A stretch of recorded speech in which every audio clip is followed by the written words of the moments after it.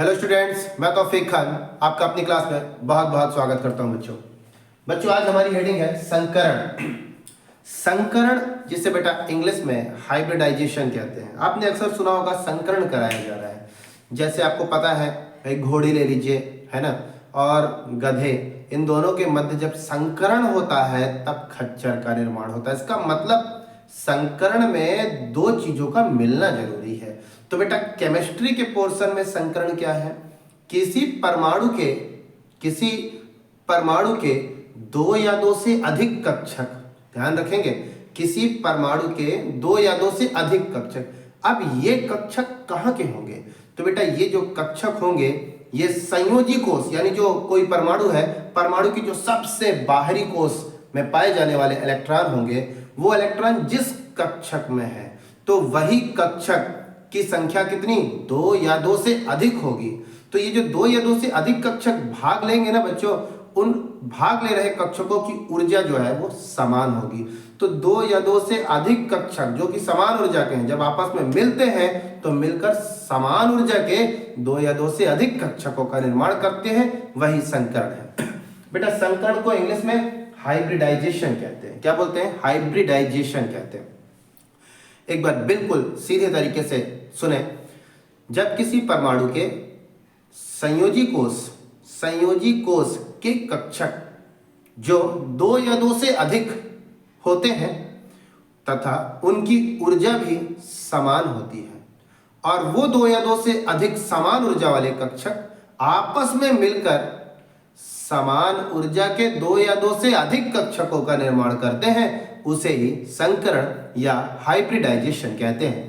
बेटा संकरण निम्नलिखित प्रकार का है, जिसमें मैं सबसे पहले आपको संकरण पढ़ाता हूं sp संकरण। कौन सा? sp संकरण। बहुत ही अच्छे से पढ़ाऊंगा आपको बेटा। जैसे कि संकरण sp संकरण की यदि हम बात करें, sp संकरण, तो इसका मतलब कि किसी परमाणु का s कक्षक तथा किसी परमाणु का p कक्षक ये आपस में मिलेगा, और जब ये मिलेगा ये कक्षक तो समान ऊर्जा के दो नए कक्षक बनाएंगे। अर्थात किसी परमाणु का s कक्षक किसी उसी परमाणु का p कक्षक, यानी कि किसी परमाणु के, मैं sp संकरण की परिभाषा बता रहा हूं। जब किसी परमाणु के संयोजी कोष के s तथा p दो कक्षक आपस में मिलकर समान ऊर्जा के दो नए कक्षकों का निर्माण करता है, उसे ही sp संकरण कहते हैं। तो बेटा sp का मतलब s और p मिलते हैं तब जाकर sp का निर्माण होता है। बेटा s का शेप कैसा होता है? स्फेरिकल, गोल, इस प्रकार। p का डम्बल शेप, तो आप ये p, चूंकि एक ही p है तो आप इसे x एक्सिस, y एक्सिस या z एक्सिस में कोई एक एक्सिस वाला आप यहां पर ड्रा करेंगे। ये दोनों जब आपस में मिलते हैं तो बेटा sp का शेप कैसा होगा? कुछ इस प्रकार होगा।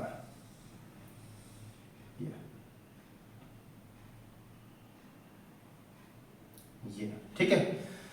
ये हिस्सा जो देख रहे हैं ये बड़ा लोब हो गया, ये छोटा लोब हो गया आपका, ठीक है। तो ये आकृति काहे की बन रही है बच्चों? sp की बन रही है। किसकी बन रही है? sp की बन रही है। तो इसका एक एग्जाम्पल देखते हैं। चलिए इसका एक एग्जाम्पल देखते हैं बेटा। जैसे BeCl2 का बनना, तो बेटा पहले ये आप इसे देख लें, ठीक है, क्योंकि मैं इसी का प्रयोग करूंगा, ठीक है। चलिए तो सबसे पहले हम बेरिलियम के साथ दो क्लोरीन को जोड़ने वाले हैं। तो कैसे जोड़ता है वो देखिए। सबसे पहले आपको बेटा बेरिलियम का परमाणु क्रमांक पता होना चाहिए, फिर आप उसका इलेक्ट्रॉनिक विन्यास करेंगे 1s2 2s2 2p 0। बेटा p कक्षक में 0 इलेक्ट्रॉन, s में 2 इलेक्ट्रॉन। ऑर्बिटल स्ट्रक्चर इसका कैसा होगा? s में 2 इलेक्ट्रॉन है जबकि p में एक भी इलेक्ट्रॉन नहीं है। ये परमाणु की सामान्य अवस्था होगी। जैसा कि हमें पता है कि अब ये इस कक्षक में 2 इलेक्ट्रॉन है, अब 2 इलेक्ट्रॉन है तो बेटा इस कक्षक में ये दोनों इलेक्ट्रॉन युग्मित हैं, यानी 2 है, तो ये बंध कैसे बनाएगा? तो बेटा इस बेरिलियम को एक्साइटेड करेंगे, एक्साइटेड करेंगे तो एक इलेक्ट्रॉन कूद के p ऑर्बिटल में चला जाएगा, तो p पे चला जाएगा। तो देखिए आ गया ये p पर, कौन सी अवस्था हो गई है? उत्तेजित अवस्था। ठीक है, अब ये उत्तेजित अवस्था, तो आप बहुत ध्यान से देख पा रहे होंगे बेरिलियम का s कक्षक, बेरिलियम का p कक्षक दो भाग ले रहे हैं, s भी भाग ले रहा है, p भी भाग ले रहा है, अर्थात sp की कंडीशन क्रिएट हो गई। ठीक है बेटा, अब इस कक्षक पर युग्मित होने के लिए एक इलेक्ट्रॉन क्लोरीन का भर जाएगा और इस कक्षक में, बेरिलियम के इस p कक्षक में वापस एक इलेक्ट्रॉन फिर से क्लोरीन का आ जाएगा। तो कैसे आ रहा है देखिए, मैं दिखाता हूं आपको। जैसे बेटा क्लोरीन का परमाणु क्रमांक 17, electronic configuration 1s2 2s2 2p6 3s2 3p5। बेटा 3p5 आप इस पर देखें, ये वाले कक्षक को बहुत ध्यान से देखें तो यही वाला कक्षक है जहां पर अयुग्मित इलेक्ट्रॉन होंगे। बाकी पीछे जो कोर इलेक्ट्रॉन है, पीछे के जो भी इलेक्ट्रॉन है वो तो सब युग्मित अवस्था में, सभी कक्षकों में दो दो इलेक्ट्रॉनों के साथ वो भरे हुए हैं। लेकिन p कक्षक पर यदि आप नजर डालेंगे तो कैसा है वो देखिए, 1 2 3 4 5। तो बेटा अगर ये px है, ये py है और ये pz है, तो क्लोरीन का pz इलेक्ट्रॉन, एक क्लोरीन का pz इलेक्ट्रॉन वो आकर के इसके साथ संकरण करेगा, भाग लेगा यहाँ। दूसरे क्लोरीन का भी, चूंकि अभी एक क्लोरीन का ऐसा है तो दूसरे क्लोरीन का, क्योंकि दो क्लोरीन है तो दूसरे क्लोरीन का pz का भी इलेक्ट्रॉन आके यहाँ पे भर जाएगा। देखो संकरित अवस्था, संकरण हो रहा है, संकरण हो रहा है। तो इसका मतलब इस बेरिलियम के s और p जिसका स्ट्रक्चर ये था, जिसका स्ट्रक्चर ये था, उसमें एक इलेक्ट्रॉन क्लोरीन के p कक्षक का आके मिल गया है, p कक्षक का आकर मिल गया है। तो बेटा p कक्षक का आकर डंबल शेप, तो आप इसके इस लोब के साथ क्लोरीन का एक डंबल यहां जोड़ दीजिए। इसके बाद दूसरे क्लोरीन का भी जो pz का इलेक्ट्रॉन है वो यहाँ पे भर गया। इसका मतलब क्लोरीन का p कक्षक, और p कक्षक भी कैसा होता है बच्चों? p कक्षक भी डंबल्ड शेप होता है, वो आकर आप इस लोब में आकर जोड़ दीजिए। ये बन गया आपका BeCl2 का स्ट्रक्चर, जहां पर ये बेरिलियम के s और p कक्षक भाग ले रहे हैं और ये क्लोरीन का p कक्षक, क्लोरीन का p कक्षक इसके साथ अतिव्यापन करके BeCl2 का निर्माण करता है। ठीक है, फटाफट स्क्रीनशॉट लीजिए, अगला संकरण देखते हैं। तो चलिए बच्चों, अब देखते हैं sp के बाद बारी आती है sp2 की। जब किसी परमाणु के संयोजी कोष, जब किसी परमाणु के संयोजी कोष के एक s कक्षक और दो p कक्षक आपस में मिलकर समान ऊर्जा के तीन नए कक्षकों का निर्माण करता है, उसे ही sp2 संकरण कहते हैं। बहुत सीधी सी बात है, किसी परमाणु के संयोजी कोष में एक s का कक्षक भाग लेगा और दो ठो p के कक्षक यदि भाग ले रहे हैं तो वहां पर sp2 प्रकार का संकरण होगा। तो इसका मतलब एक s कक्षक और दो p के कक्षक जब आपस में मिलेंगे तो समान ऊर्जा के तीन नए कक्षक, 1 2 3 तीन नए कक्षकों का निर्माण करेगा। मैं अगर इसका डायग्राम दिखाऊं तो बेटा s का आकार गोल, p एक p तो हो सकता है वो px py pz के रूप में हो सकता है, इसको अलग अलग एक्सिस में दिखाते हैं। ठीक है, तो चलिए एक का शेप ऐसा दे दीजिए, ठीक है, दूसरे का शेप ऐसा दे दीजिए, ये ठीक है, ये आपस में मिल जाएगा तो समान ऊर्जा के तीन नए कक्षक।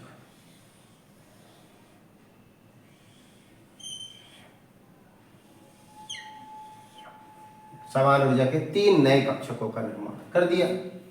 ठीक है बेटा,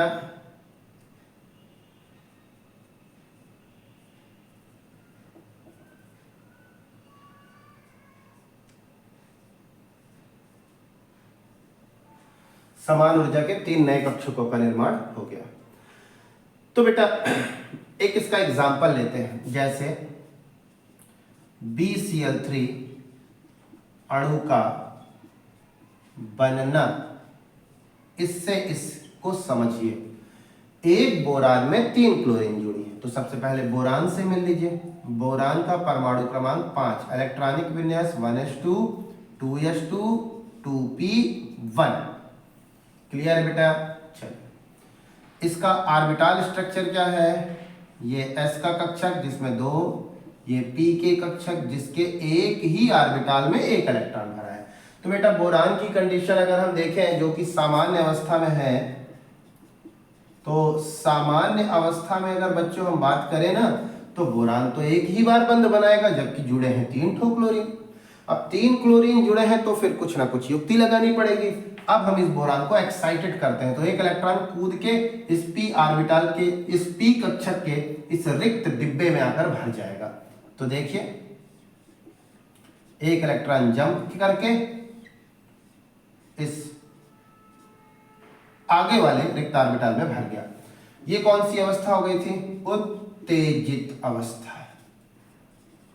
अब थोड़ा सा नजर डाल के देखो, एक s के कक्षक 2 p के कक्षक भाग लेने लगे हैं, अर्थात sp2 की बात हो गई, इस स्ट्रक्चर की बात हो चुकी है। ठीक है, अब इस जगह एक क्लोरीन का, इस जगह एक क्लोरीन का, इस जगह एक क्लोरीन का इलेक्ट्रॉन फिल करना है आपको। तो सबसे पहले आप क्लोरीन का इलेक्ट्रॉनिक विन्यास 1s2 2s2 2p6 3s2 3p5। तो बेटा हमको जैसे पता है कि p ऑर्बिटल भाग ले रहा है, तो यहाँ पर एक सिंगल है, तो ये सिंगल आकर जब संकरण करेगा तो यहाँ पर भर जाएगा क्लोरीन का इलेक्ट्रॉन। फिर चूंकि 3 क्लोरीन है, एक क्लोरीन ऐसा है तो दूसरे क्लोरीन का भी ऐसा होगा और उसका सिंगल आकर यहाँ पर भर जाएगा। तीसरे क्लोरीन का सिंगल इलेक्ट्रॉन वो आकर यहाँ पर भर के संकरण कर लेगा। तो इसका मतलब क्लोरीन का p कक्षक भाग ले रहा है और p का आकार डम्बल्ड शेप, तो इसका मतलब p का डम्बल्ड। आप इस जगह पर एक ऐसा जोड़ दीजिए, इस जगह पर आप ऐसा जोड़ दीजिए, और चूंकि जगह का अभाव है थोड़ा सा छोटा बनाऊंगा मैं, ठीक है, आप समझ जाएंगे, ऐसे जोड़ दीजिए। तो बेटा ये बन गया BeCl3 का स्ट्रक्चर, जहां ये जो आपको दिखाई दे रहा है ये बोरान के लिए है। बोरान का कौन सा कक्षक भाग ले रहा है? एक s के और 2 p के कक्षक, जबकि ये क्लोरीन का p कक्षक, क्लोरीन का p कक्षक, क्लोरीन का p कक्षक, क्लोरीन का कौन सा? PZ। ठीक है, फटाफट इसका स्क्रीनशॉट लें, आगे बढ़ते हैं। चलिए तीसरा संकरण देखते हैं, sp3। बिल्कुल वही परिभाषा, किसी परमाणु के संयोजी कोष के एक s कक्षक तथा 3 p कक्षक आपस में मिलकर समान ऊर्जा के 4 नए कक्षकों का निर्माण करता है, वहां sp3 प्रकार का संकरण होता है। इसका मतलब एक s के कक्षक और बेटा 3 ठो p के कक्षक मिलेंगे, तब जाकर बनता है sp3। अर्थात s का आकार ऐसा है, p का आकार, चलो तीनों एक्सिस पर बना दो, एक को x एक्सिस, ठीक है, एक को y एक्सिस, एक को z एक्सिस। जरूरी नहीं है कि यही x हो यही y है, क्योंकि अक्ष जो है वो परिवर्तित होते रहते हैं। ठीक है, ये सब आपस में मिलेंगे तो आपको समान ऊर्जा के 4 नए कक्षक प्राप्त होंगे।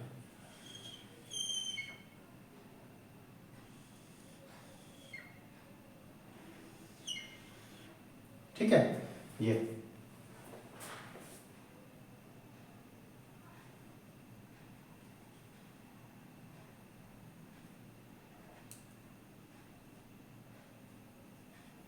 समान ऊर्जा के 4 नए कक्षकों का निर्माण हो चुका है। तो इसका एक एग्जांपल लेते हैं, जैसे CH4 अणु का बनना। बेटा कार्बन 6, 1s2 2s2 2p2, ठीक है, ऑर्बिटल संयोजी कोष, ये है बाहरी कोष, 2 इलेक्ट्रॉन,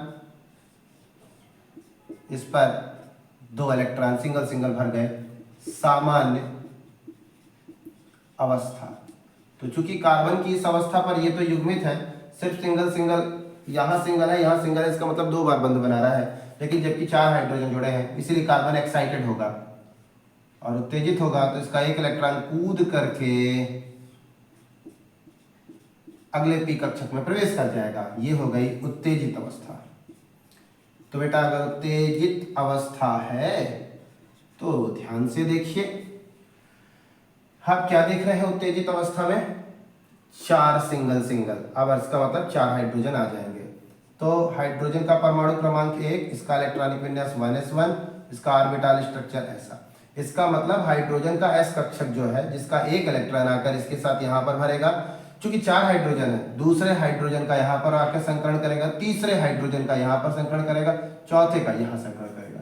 तो इसका मतलब sp3 जिसका आकार ये है, इसका मतलब ये कार्बन के लिए, अगर मैं मानूं कि ये कार्बन के लिए ऐसा स्ट्रक्चर है, क्योंकि कार्बन का एक s कक्षक और 2 कितने 3 है ना, एक s का और 3 p के, जब कक्षक आपस में मिलते हैं तब sp3, यानी ये sp3 का स्ट्रक्चर है, यहाँ पर कार्बन का एक s और 3 p कक्षक भाग ले रहे हैं, तो इस पर हाइड्रोजन का s कक्षक भाग लेगा। तो बेटा s का आकार कैसा होता है? स्फेरिकल, गोल। यहाँ पर आप ऐसा गोल आकार बना दीजिए, गोल आकार बना दीजिए, ये अतिव्यापन यहाँ पर हो गया, ये बन गया CH4 का स्ट्रक्चर। ठीक है बच्चों, फटाफट स्क्रीनशॉट लीजिए, आगे चले। चलिए अगला एग्जांपल देखते हैं बेटा, sp3d। जब किसी परमाणु के संयोजी कोष के एक s कक्षक तथा 3 p कक्षक एवं एक d कक्षक भाग लेकर समान ऊर्जा के 5 नए कक्षकों का निर्माण करता है, वहां पर sp3d प्रकार का संकरण होता है। ठीक है, 5 नए कक्षक बनते हैं। तो बेटा एक s, 3 ठो p होंगे और एक d कक्षक भाग लेता है, तब हम sp3d प्रकार का संकरण देखते हैं। s का आकार गोल है, p का आकार डम्बल से, तीनों एक्सिस पर बनाते हैं।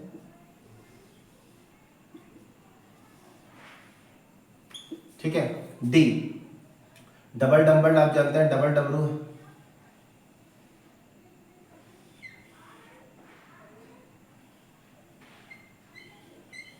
ठीक है, ये आपस में मिला तो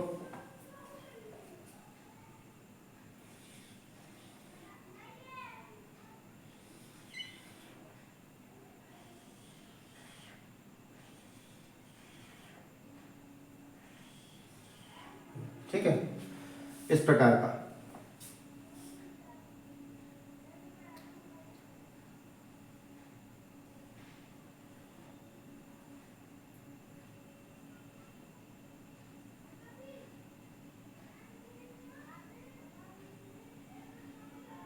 ठीक, एग्जाम्पल देखते हैं, जैसे PCl5 का बनना,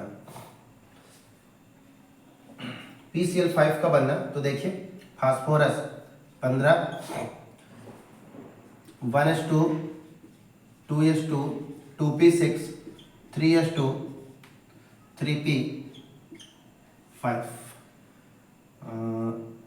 3p3, कितने हो गए? 6, 2, 8, 8, 2, 10, 15, ये हो गया। बेटा तीसरे नंबर के कोष में d ऑर्बिटल भी होता है जिसमें 0 इलेक्ट्रॉन है। तो ये है हमारे संयोजी कोष। संयोजी कोष में 3s में 2 इलेक्ट्रॉन, 3p में 3 इलेक्ट्रॉन और 3d में 0 इलेक्ट्रॉन। 1, 2, 3, 4, 5। कौन सी अवस्था? सामान्य अवस्था। अगर उत्तेजित हो गया तो एक इलेक्ट्रॉन कूद के डी में चला जाएगा। आ गया बेटा 1, 2, 3, 4, 5, डी में आ गया। ये कौन सी?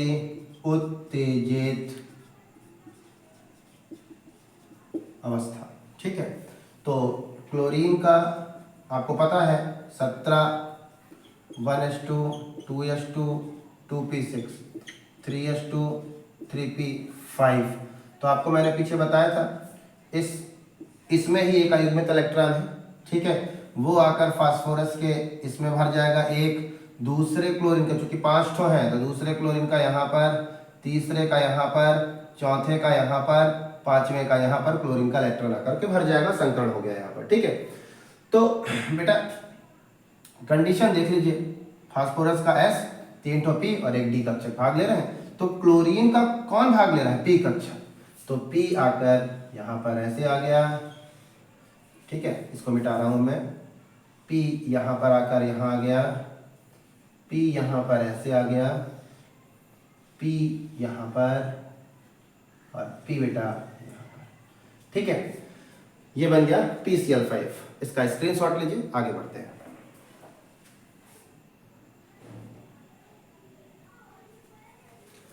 अब बेटा अगला है sp3d2। इसका मतलब एक Sk, 3 P के कक्षक और 2 D के कक्षक आपस में भाग लेंगे, तब जाकर बनेगा sp3d2। इसका मतलब S का आकार ऐसा, P का आकार ऐसा, इस वाले P का आकार ऐसा कर दीजिए, इस वाले का खड़ा ऐसे कर दीजिए। D के लिए आप डबल डमरू शेप,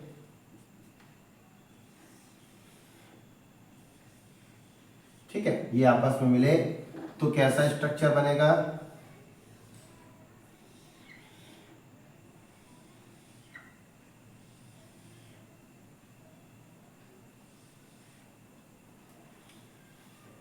ठीक है, थोड़ा सा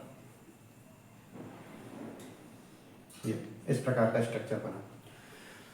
तो इसका एग्जांपल देख लीजिए, SF6 का बनना। ठीक है,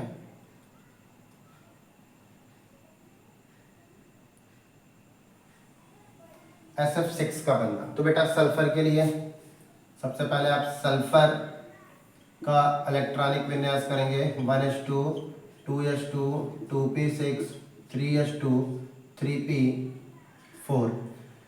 ठीक है, 10 16 हो गए बेटा। ये है हमारे संयोजी कोष। यहाँ पर 3d ऑर्बिटल भी है जिसमें 0 इलेक्ट्रॉन गए हैं, तो मैं इनका ऑर्बिटल स्ट्रक्चर बनाता हूँ। 3s में 2 इलेक्ट्रॉन है, 3p में 4 इलेक्ट्रॉन है और 3d में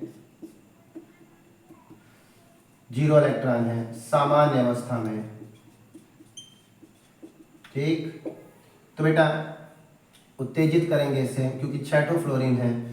ठीक है, तो सबसे पहले एक एक करके उत्तेजित करेंगे। सबसे पहले जो निकटवर्ती P कक्षक है उसका एक, जहां पर डबल इलेक्ट्रॉन है वो कूद करके D में पहुंचेगा। ये तो ये है प्रथम उत्तेजित अवस्था। आवश्यकता पड़ने पर फिर उत्तेजित किया जा सकता है, तो मैं एक बार और उत्तेजित कर रहा हूं और वो इलेक्ट्रॉन भी कूद करके D ऑर्बिटल में पहुंच जाएगा। ये द्वितीय उत्तेजित अवस्था है। ठीक है, तो क्लोरीन के लिए क्या है कंडीशन आप जानते हैं? अच्छा, फ्लोरीन है बेटा, फ्लोरीन के लिए है क्या कंडीशन? 9 1s2 2s2 2p5। इसका ये वाला हिस्सा भाग लेगा, देख लीजिए ये वाला P। तो ये चूंकि कितने लगेंगे? 6, तो एक का आकर यहाँ भर जाएगा संकरण में, संकरित अवस्था, दूसरे का यहाँ आके भर जाएगा संकरित अवस्था, तीसरे का यहाँ पे भर जाएगा, चौथे का यहाँ, पांचवें का यहाँ और छठे का यहाँ। इस प्रकार 6 फ्लोरीन के P कक्षक में पाए जाने वाले एक इलेक्ट्रॉन आकर के संकरण कर लिया। ठीक है, तो इतना फटाफट बना ले। बनाने के बाद मैं ये चीज मिटाने वाला हूँ क्योंकि मुझे इसकी जरूरत पड़ेगी। ठीक है, ठीक है बेटा, चलिए। तो अब हमको पता है फ्लोरीन का कौन सा? P। तो ये यहाँ पर एक P कक्षक का अतिव्यापन, दूसरे फ्लोरीन का P कक्षक, तीसरे फ्लोरीन का, चौथे फ्लोरीन का, पांचवें फ्लोरीन का, छठे फ्लोरीन का। ठीक है, SF6। तो ये संकरण के उदाहरण भी कंप्लीट हो गए प्रकार के सहित। इसके बाद मैं आपको कुछ एक तालिका बोर्ड में दे रहा हूं, बहुत ही महत्वपूर्ण है। आप देख करके ये पता कर लेंगे कि किस अणु में अगर इतना संकरण है किस अणु में इतना संकरण है तो उसकी संरचना क्या होगी और उनमें एंगल क्या होगा, कोण क्या होगा। ठीक है, तब तक इसका स्क्रीनशॉट लीजिए।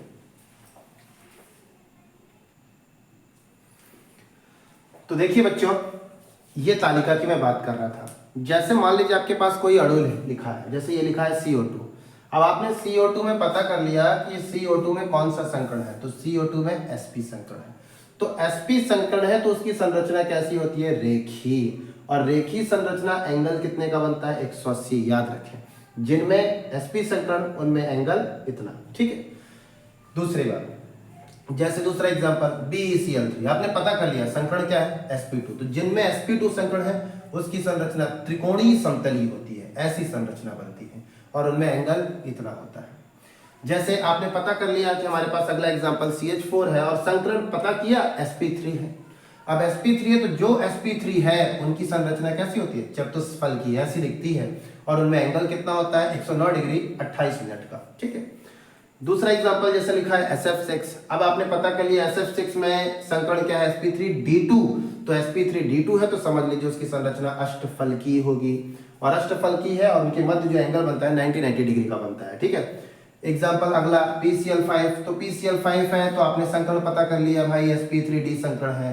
तो sp3D संकरण है तो उसकी संरचना कैसी होगी, द्विपिरामिडीय होगी।